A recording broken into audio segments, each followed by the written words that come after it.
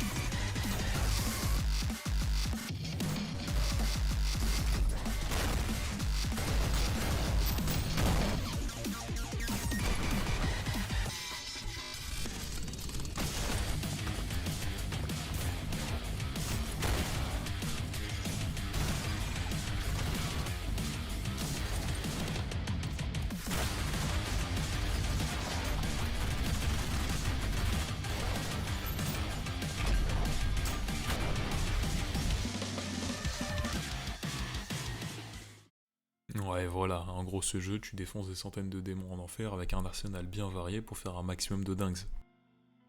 Et je pourrais passer 2 heures à vous parler de comment le jeu est génial dans son gameplay, ses niveaux, ses armes et plein d'autres trucs, mais aujourd'hui je suis pas là pour ça. Ce dont je voudrais vous parler spécifiquement, c'est la musique du jeu, qui est juste magnifique. Bon, avant d'en parler, je donne tous les crédits à Akita, le créateur du jeu, Heaven Pierce Her et Key Church, les compositeurs des musiques du jeu. Je vais donc vous présenter toutes les musiques du jeu qui, selon moi, valent le coup d'en parler. Je tiens d'ailleurs à préciser que je vais diviser la vidéo en 8 parties, chacune correspondant à une zone des enfers. Et tant que j'y suis, je vais aussi donner une note sur 10 à chacune de ces zones.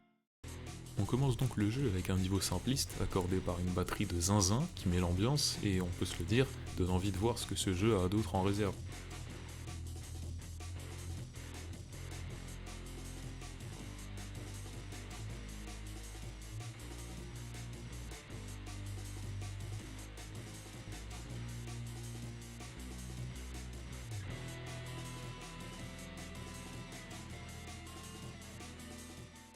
Les 3 niveaux qui suivent ont tous la même musique, relativement similaire à celle d'avant, avec une fois de plus cette batterie incessante en arrière d'une guitare électronique.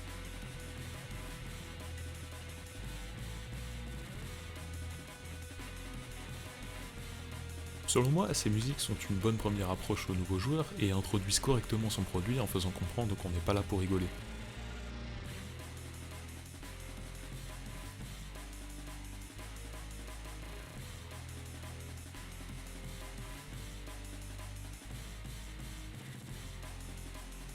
On est ici au prélude, et pour moi cette zone mérite un 5 sur 10. Peut mieux faire. La prochaine zone sur la liste, nommée Limbo, démarre avec une musique bien plus calme, correspondant à l'environnement qui nous entoure. Enfin ça, c'est avant qu'elle soit interrompue par quelque chose d'un peu plus familier.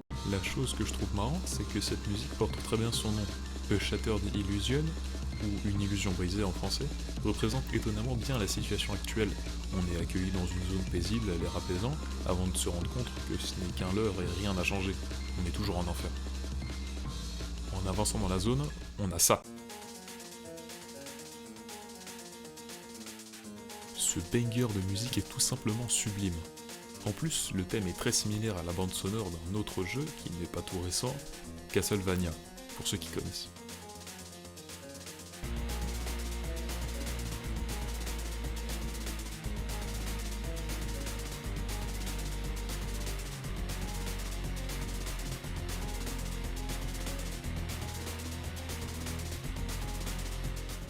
Le dernier niveau de cette zone reprend le thème calme du début de celle-ci avec le chef-d'œuvre de Johann Debussy, Clair de lune.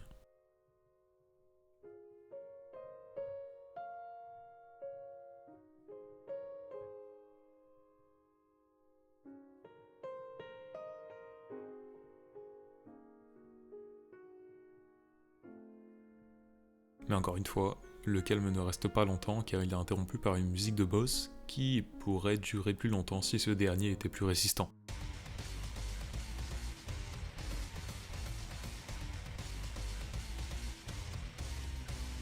Globalement, je donnerais à Limbo la note de 7 sur 10. La prochaine zone sur la liste est Lust, qui démarre avec un semblant de courant d'air avant de poursuivre avec une musique beaucoup moins violente que d'habitude, mais pas aussi calme que celle qu'on a pu entendre auparavant. Un peu sur un ton mélancolique, accompagné par un paysage au-dessus d'une ville oubliée.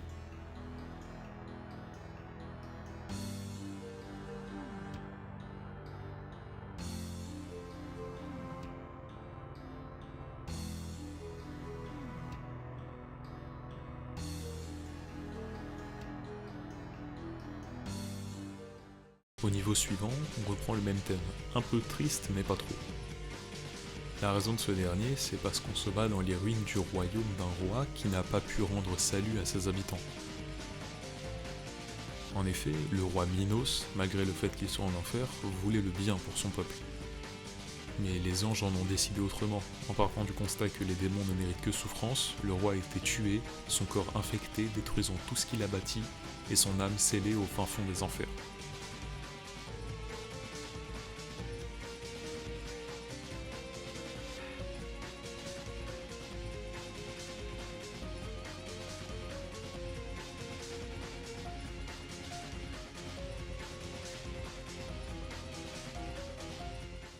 Dès lors, le corps dont je vous parle est justement celui qui nous est destiné à affronter à la fin de cette zone.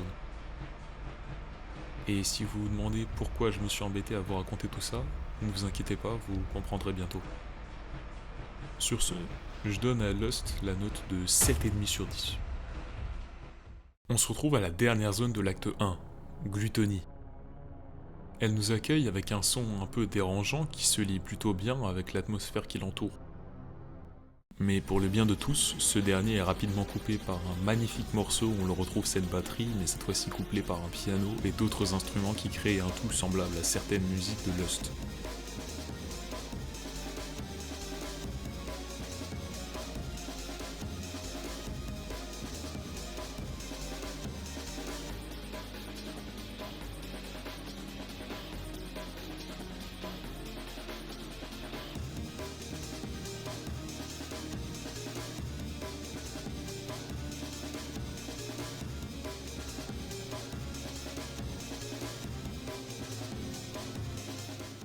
Le climax du premier acte se présente avec un orgue, joué par le compositeur Bach, nous annonçant un affrontement qui va bientôt avoir lieu.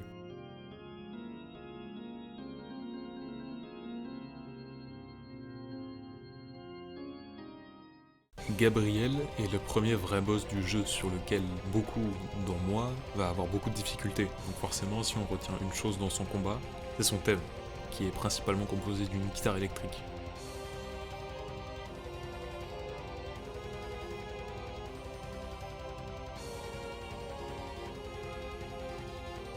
Même si Glutonie est plutôt court, je lui mets un bon 7 sur 10. Qui dit nouvelle zone, dit nouvel environnement, un désert à perte de vue. Dans Grid, on revient à la base, des musiques qui déchirent et des instruments en arrière qui nous rappellent qu'on est à côté d'une pyramide.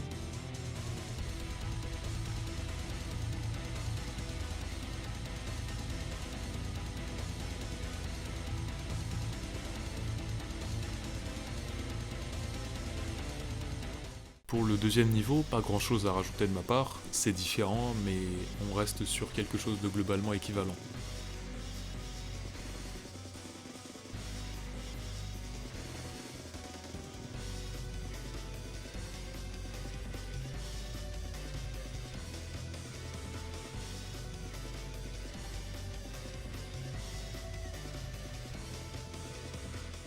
On est ensuite amené à quelque chose d'innovant, avec un niveau assez sombre et des chœurs ajoutés aux instruments de base donnant quelque chose d'assez original.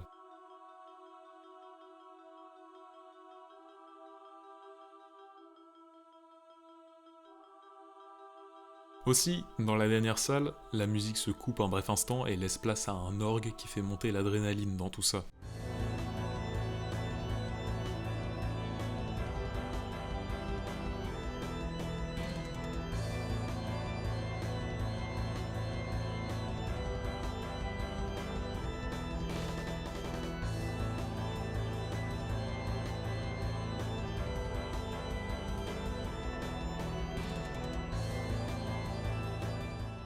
Dans les derniers niveaux de cette zone, on retrouve un boss déjà croisé à la fin de Limbo, donc forcément son thème ne diffère pas tant que ça de celui de base.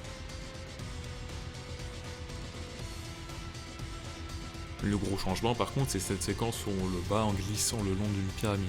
Ça c'est stylé.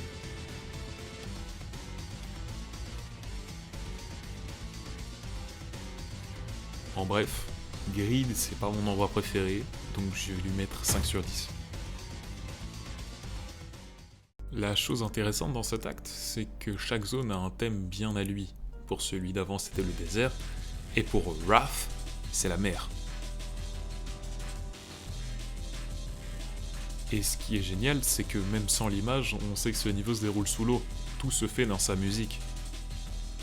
Avec cet excellent passage au saxophone en plus, c'est un banger.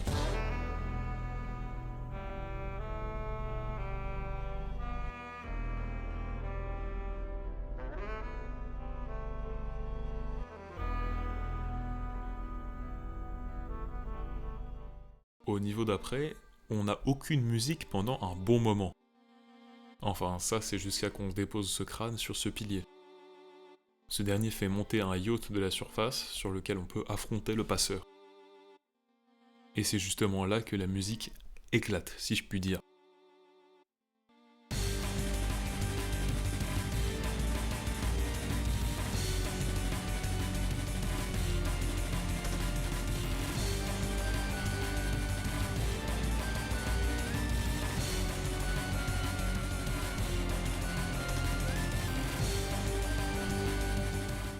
Une fois dans le bateau, une autre musique de fou se lance. Je sais pas comment les compositeurs font, mais encore une fois, les instruments sont choisis et joués d'une façon qui nous permet de reconnaître l'environnement qui nous entoure simplement à l'oreille. Pour le cas, ici on est dans un bateau.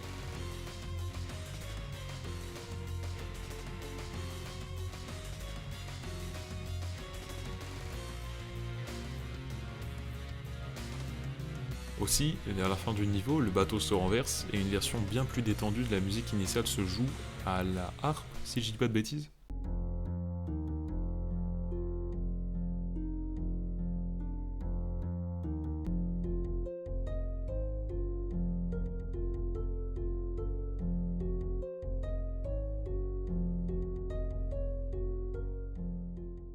Dernier niveau aquatique, le combat contre le Léviathan. Bon, selon moi, il n'y a pas grand chose de stylé en ce qui concerne la musique de ce dernier.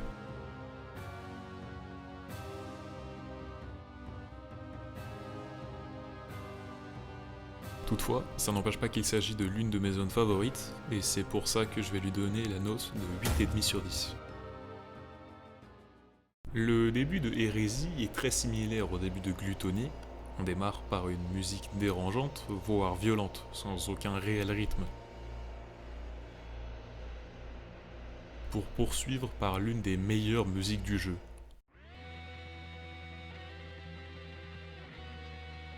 Tout dans celle-ci est génial. La guitare, l'orgue en fond, la batterie ajoutée au piano qui suit. Un tout qui est simplement incroyable.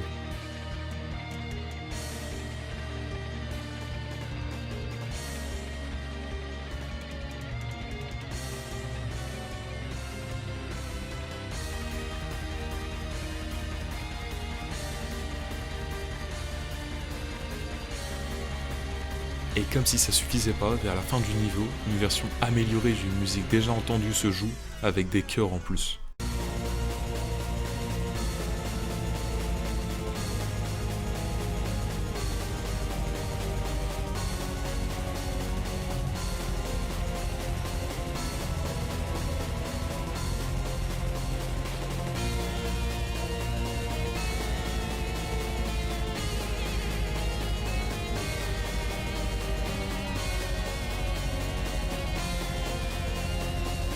Je dirais.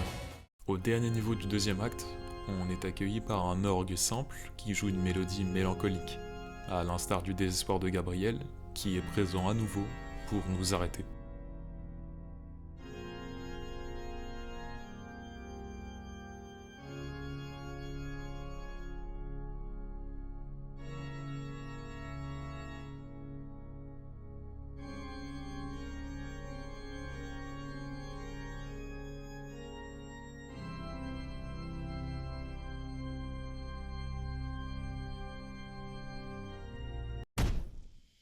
Machine, I will cut you down, break you apart, splay the gore of your profane form across the stars. I will grind you down until the very sparks cry for mercy. My hands shall relish ending you here and now. Ou est-ce que j'ai réellement besoin de rajouter quelque chose là-dessus?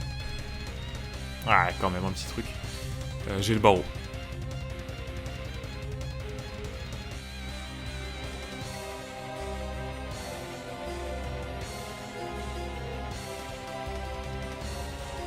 Ce qui nous met Hérésie à la note de 9,5 sur 10. On approche de la fin de ce que le jeu a à nous proposer pour l'instant. Un grand palais blanc s'ouvre à nous. Une mélodie calme, mais perturbante se joue, avant de se faire surprendre d'un coup.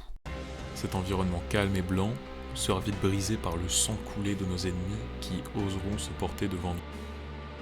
Tout comme l'intitulé de la musique, The World Looks Red.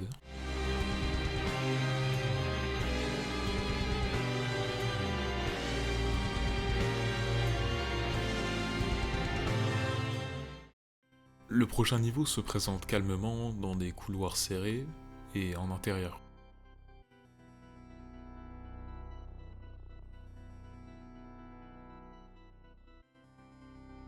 Avant d'être encore une fois perturbé par la vraie musique, aussi frénétique que chaotique.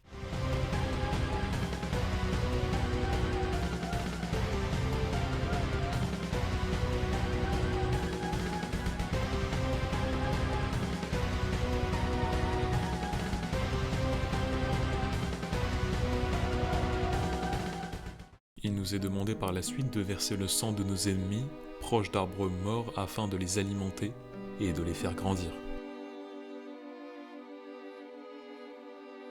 Le tout sous un son pesant et mélancolique. Mais bon, vous connaissez la chanson, ces moments ne durent jamais longtemps. Le voilà, la vérité, le chaos, la guerre, tout représente parfaitement le nom de la zone en elle-même. Violence. Ici, même les ennemis se battent entre eux, sur cette musique qui démontre l'anarchie présente dans ces enfers profonds. Au climax de la zone, on est face à une immense machine, et notre objectif est de s'y infiltrer.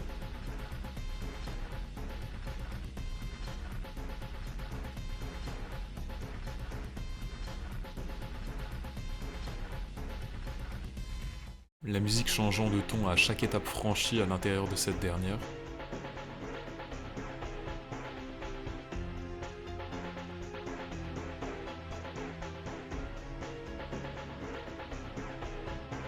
Chaque étape rendant cette musique de plus en plus marquante.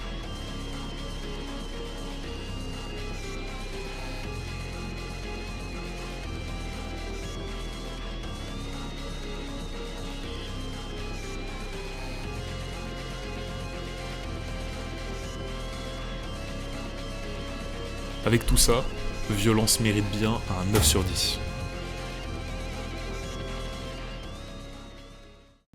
Enfin, après avoir triomphé du jeu de base et complété chaque niveau de l'acte 1 et 2 au rang maximum, deux nouveaux chemins s'offrent à nous. Le premier démarre avec une mélodie distordue et malaisante, avant d'être interrompu par le chaos. Faibles sont les mots pour décrire ce bruit incessant qui n'a aucune réelle organisation au fond de lui-même. Mais de toute façon, après le chaos, il y a l'ordre. Vous vous rappelez du roi Minos dont je vous ai parlé plus tôt? Voici son âme, prête à venger toutes les morts que l'on a causées au cœur des enfers. Il va enfin pouvoir déchaîner la rage qu'il a en lui en raison de l'injustice qu'il a vécue. Voici Minos Prime. Le thème de ce boss est juste magnifique. On ressent la rage, la vengeance, la volonté, et surtout la tristesse d'un roi qui n'a pas réussi à rendre justice à son peuple. Et s'il vous plaît, écoutez ça, bordel!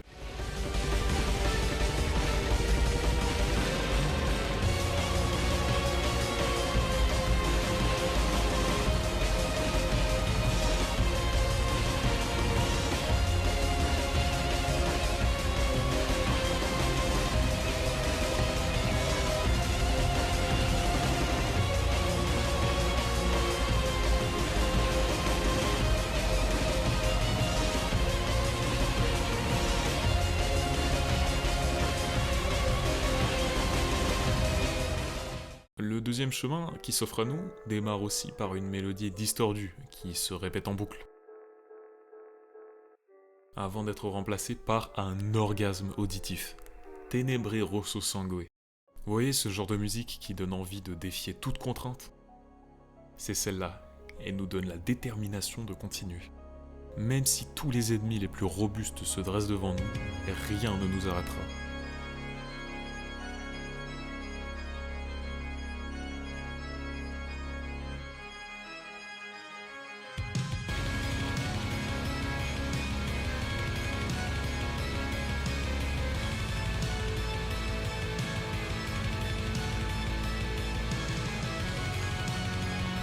L'orgue, la guitare électrique, le piano, la batterie, et mon Dieu cette partie!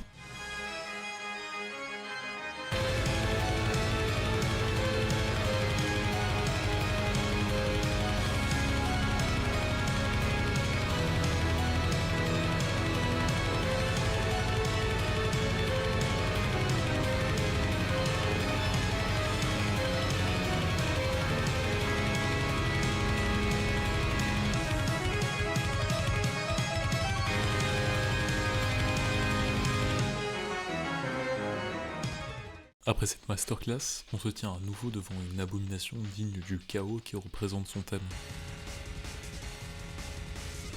Enfin ça, c'est avant que ce dernier se fasse exploser de l'intérieur pour faire place à la plus grande menace que le jeu a à offrir. Le roi Sisyphus, lui, n'a jamais souhaité la paix ou le pardon, il a toujours vécu pour combattre. Même s'il n'avait aucune chance de sortir vainqueur, il décida quand même de confronter les armées du paradis, mais pas par espoir de réussir. Simplement par pur plaisir, et ça se ressent dans la musique qui se joue lors de notre affrontement, celle-ci s'intitulant War. En regroupant ces deux niveaux, difficile de leur mettre une autre note que 10 sur 10. Comme vous avez pu le voir, Ultra Kill regorge de musiques plus mémorables les unes que les autres. Mais encore une fois, j'aurais pu passer mon temps à vous expliquer pourquoi et comment ce jeu est incroyable dans son gameplay et ses niveaux. Mais je pense que cette fois-ci, je vais vous laisser découvrir ça par vous-même.